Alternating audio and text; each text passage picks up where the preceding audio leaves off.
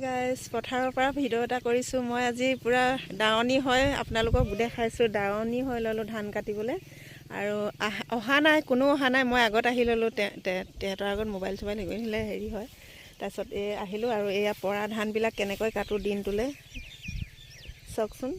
কালি এয়া কাটিলোঁ সেইপিনে কাটিলোঁ মুঠি কৰি এতিয়া মানুহবোৰ আহিব আৰু আহি মেলি তাৰপিছত মই ভিডিঅ' এনেকৈ অকণ বনাই যাম এডিট কৰিবলৈ জনাই নজনাই কৰি আছোঁ কিন্তু ভুল ভ্ৰান্তি হ'লেও